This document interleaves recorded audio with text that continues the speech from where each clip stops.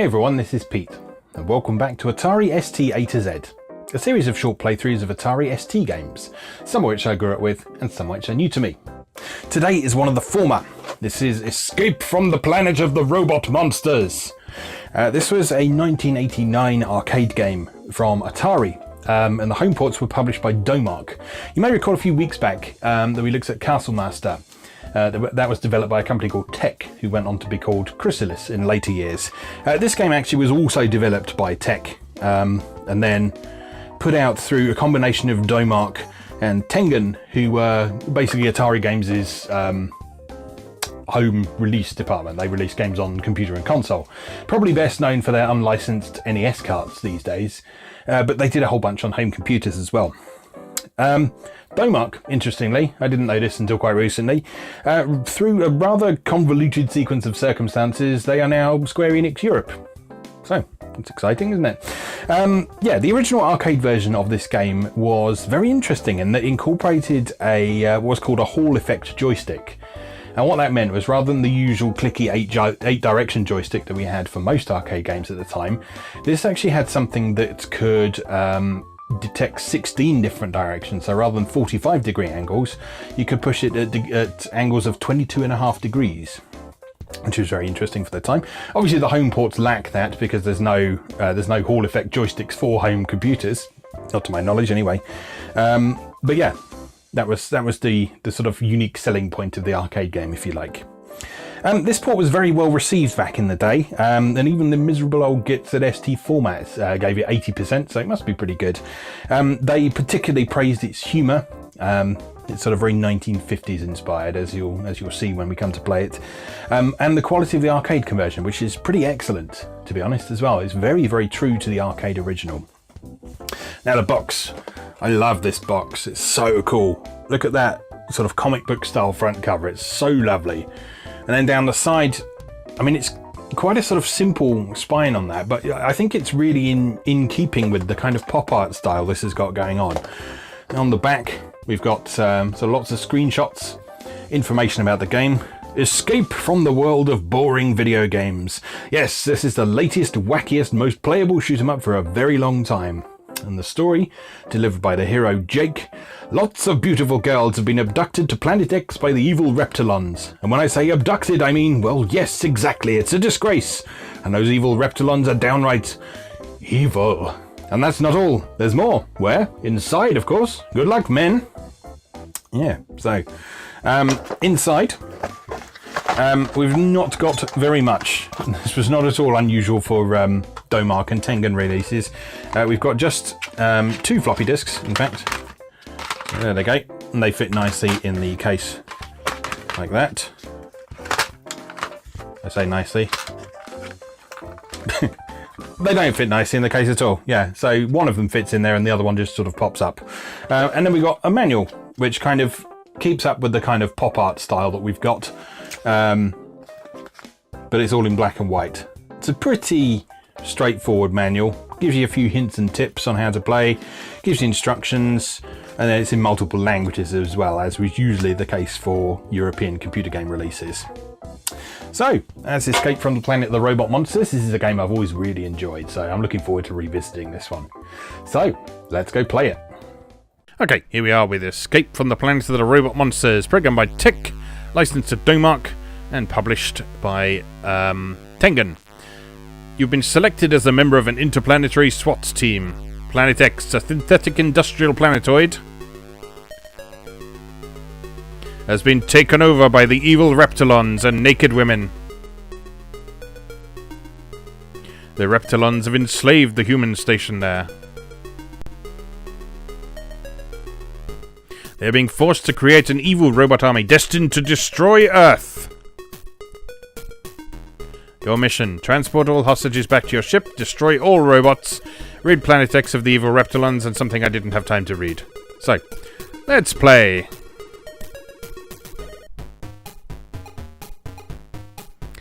Okay, so there's the complete map of the game. So you work your way through each of these individual stages. The yellow stages are the standard factory waves.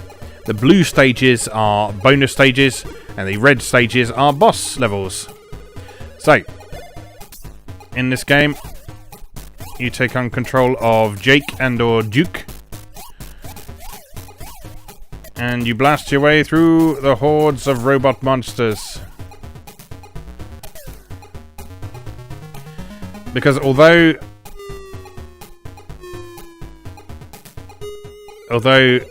it is the Reptilons, they have just seemingly infested the place with robots rather than, you know, reptiles.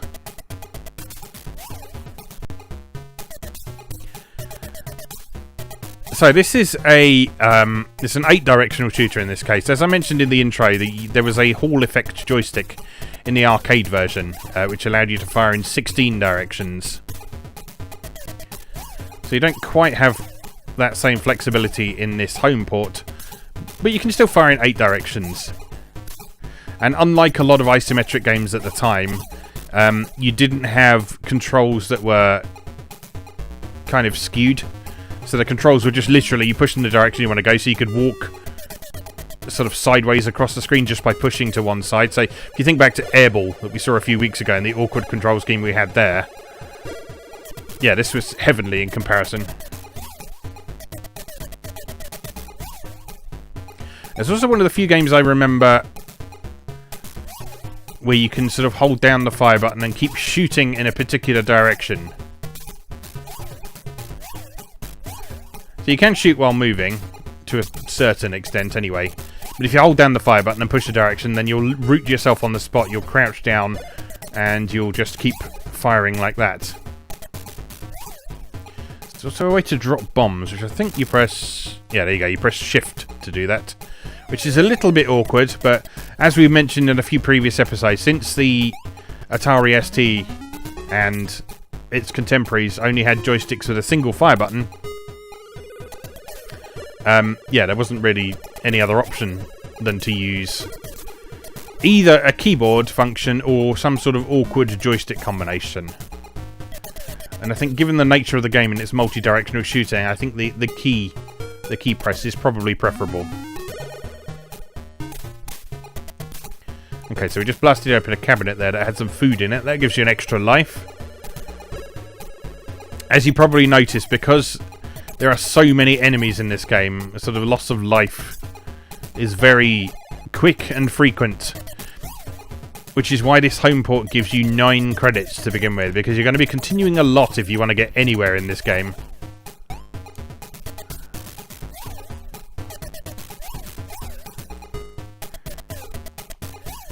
Which is very true to the arcade version, yes. But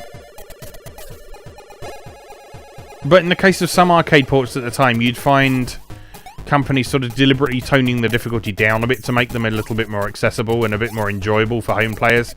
Because there was no need to get people to credit feed for home ports, because they'd already bought the game. They weren't going to be plugging any more money into it. This was the days before microtransactions and bullshit like that, so you didn't need to get people to spend more money on your game, so there was no real need to have that excessive level of arcade difficulty, but many games still incorporated it anyway.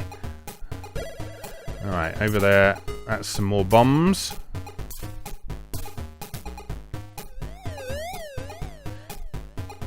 The objective at the start does say destroy all robots, but you can't do that because those doors you see at the side, they continually summon in more monsters.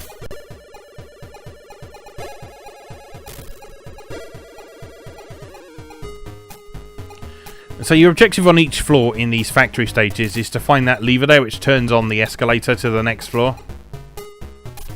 And then simply to make your way to that escalator before you die horribly. And the robots can't follow you up the escalator because they're stupid, and many of them are on wheels like these ones here. Another extra life, much needed.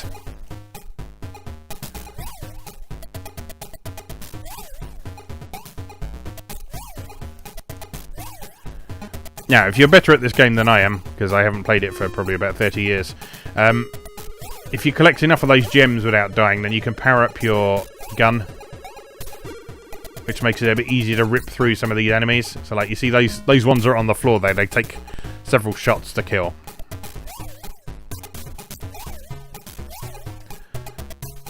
but at the same time, your blaster power gradually declines over time as well, so you need to keep collecting those gems in order to power it up.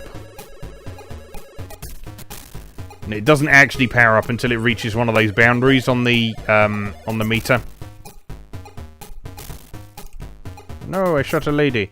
You can shoot the hostages once with no penalty, but if you shoot them again, you will kill them. So you have to be a bit careful about where you're spraying laser fire.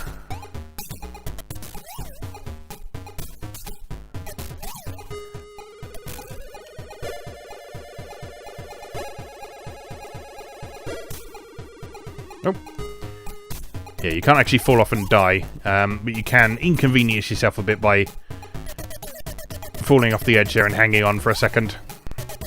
That might give the robots time to get to you, so you need to be a bit careful. And as you probably noticed, destroying the scenery as you go around rewards you with additional points as well.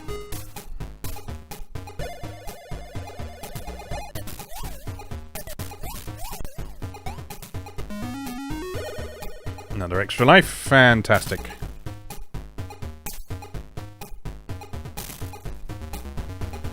Okay, and here we are. This is the end of the level with the Portomatic. So we hop in there. That sucks us up, takes us to the next level, and we are done. So Factory 1 is completed. We then get a bonus for our completed hostages. So we get a 1 bar of life for a full shuttle load, which is not especially generous considering how quickly you lose those life bars. Okay, this is the bonus round. So in this one, you have to fly your cyber sled through this maze and hope that you choose the correct path. And if you don't, you have to back up and try and find the correct path before the time expires. There we go.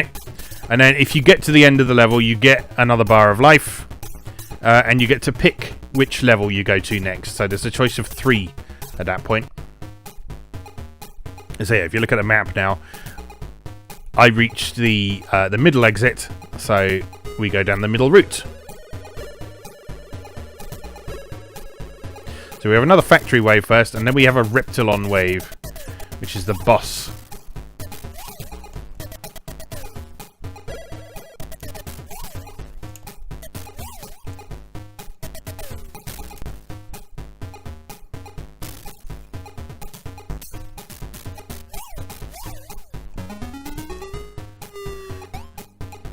Okay, proceeding on our way. Those flashing squares on the floor are traps, so you don't want to tread on those.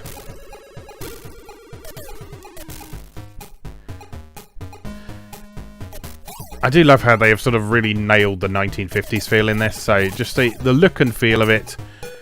The fact that some of the things that the hostages are working on are like sort of reel-to-reel tape recorders and stuff like that.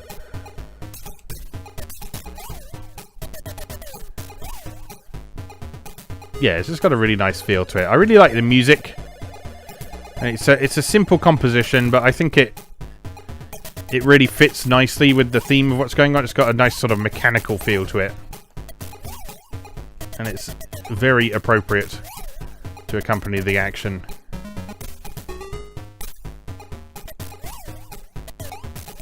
And it's got sort of hints of jazz and stuff in there as well.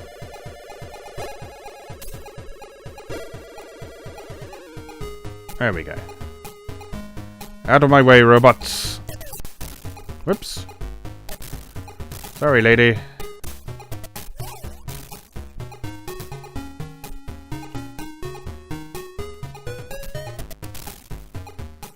Right, here's a bit we need a bit of careful timing for, because you can't destroy those traps.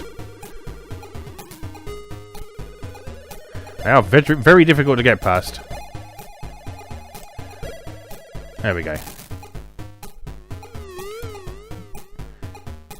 Combination of timing and positioning to get you past that, so you want to be basically as far away from it as you can, and you can sneak past it without too much difficulty.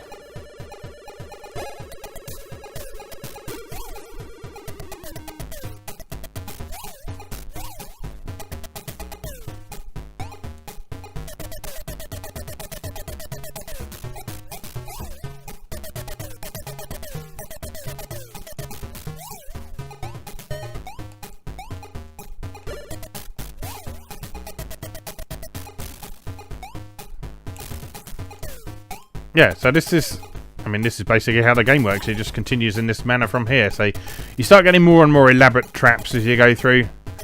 Again, there's some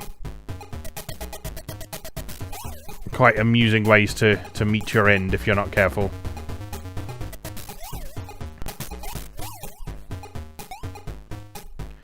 It's just enjoyably designed. I found the level design to be interesting.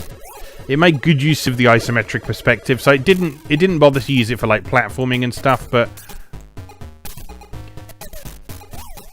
it did make for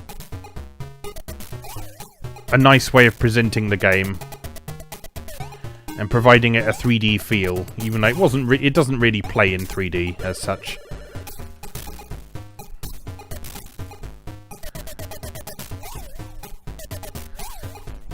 So there's no sort of jumping over things. There's no sort of rooms above rooms or anything like that, but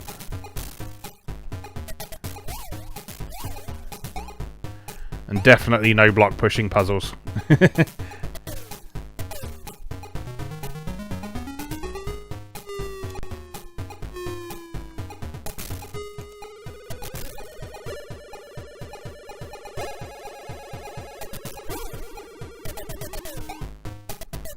So that turnstile there doesn't actually hurt you, but it can make it difficult to proceed if you're not if you don't time passing it correctly.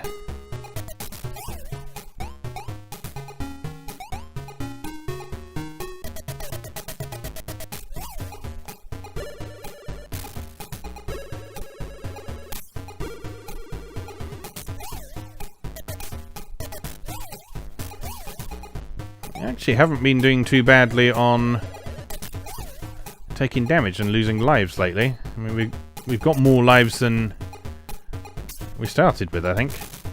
Although we are on our last hit for this life. Maybe those bonus rounds do help. I have a feeling that if you get awarded an extra bar of life when you're already full on life, then you just get extra life instead. In which case that's a little bit more generous than I was maybe giving it credit for before. Oh, lots of gems. Still not enough to power up our ray gun though.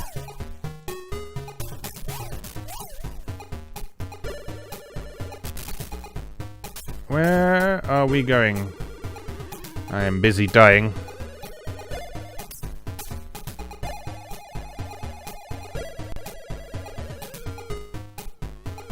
Aha, over here. It's the Portomatic. That was quick. Okay, so the next stage is the Reptilon stage. Oh yeah, there you go. You see it. Every full shuttle load I got with a full bar of life, I just got extra life for instead. And you get a free life every 100,000 points as well. Now, the Reptilon stages... I was never quite sure about these because they seem to go on a bit long. You don't tend to get a ton of feedback on the amount of damage you're doing. And so, as a kid, I often found it quite difficult to get past this stage. So, we'll see how it goes today. Obviously, it loads you up on bombs beforehand.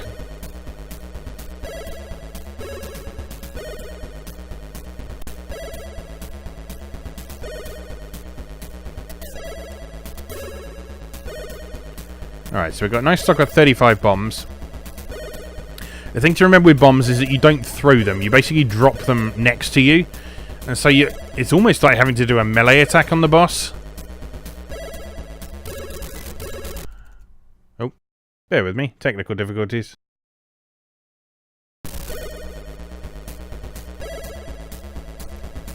I do apologise. As I may have mentioned a few times previously... Oh, I killed him. There's one of these Reptilons that is an absolute nightmare to kill, but he was really easy. Oh well, never mind. Forget everything I just said. No, what happened there was, because I record my game footage using emulators, just because it's a little bit more convenient and easy to do so, what happened there is, because I was hammering the shift button to drop my bombs, of course, Windows decided that I wanted to use sticky keys.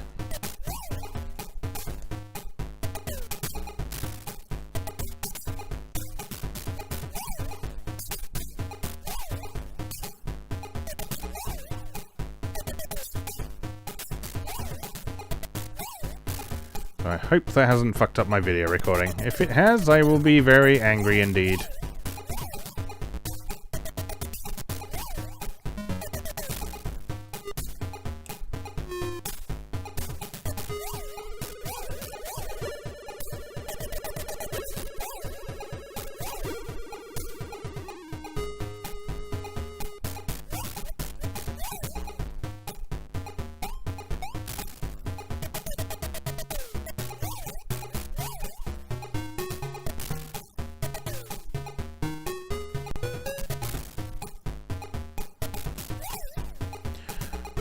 See, as we're getting further through the game, the robots are getting faster, making it a bit more challenging.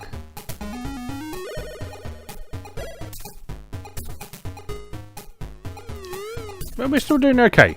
It's going alright.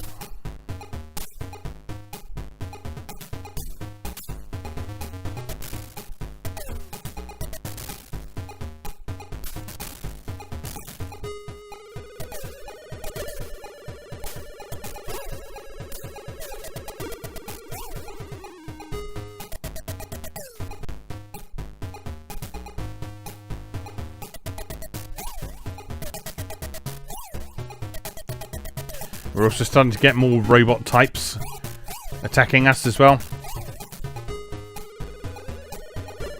Again, all very much in keeping with that kind of 1950s Lost in Space style they've got going on there.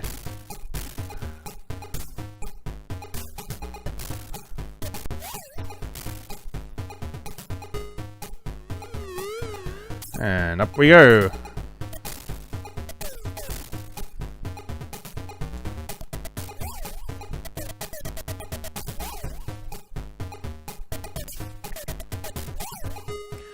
I gotta say, I feel like I'm doing a lot better in this game than I do normally.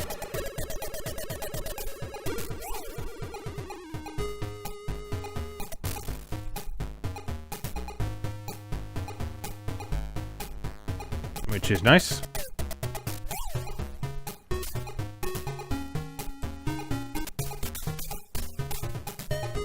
That's what those red squares do. And they don't disappear after you've done that either, so they continue to be a hazard even after you've been hit by them.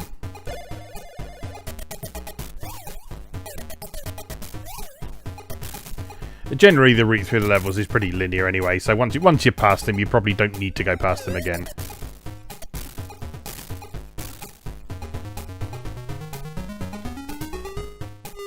Whoops. Squished.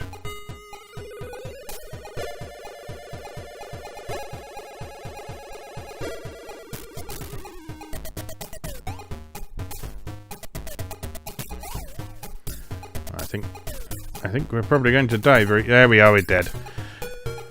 Okay, I think we'll leave that there for now rather than continuing, because that's hopefully giving you a decent idea of how this game works and what to expect from it. I do like this game, it's a really fun game. I've never actually played the arcade original, but from what I understand, the ST version here is a very, very true port of it. So, yeah, if you're looking for a good game to play on the ST, either by yourself or with a friend, this is great fun in two-player because it's simultaneous. Then yeah, Escape from the Planet of the Robot Monsters is definitely worth your time. Okay, as always, thank you very much for watching, and I'll see you again next time. Thanks for watching. If you enjoyed this video, please help out the channel by leaving a like or a comment and subscribing. New episodes of Atari A to Z are on Tuesdays and Atari ST A to Z on Thursdays. Check out atari-a-to-z.wordpress.com for a full archive. Do please also check out my other projects moegamer.net, where I explore Japanese and Japanese-inspired games from yesterday and today, and videopackgames.wordpress.com, which aims to catalogue the small but well-formed library of the Philips G7000 Videopack computer, also known as the Magnavox Odyssey 2. You can also support my work on Patreon or buy me a coffee. You can find links to do both down in the video description. Thanks again, and I'll see you next time.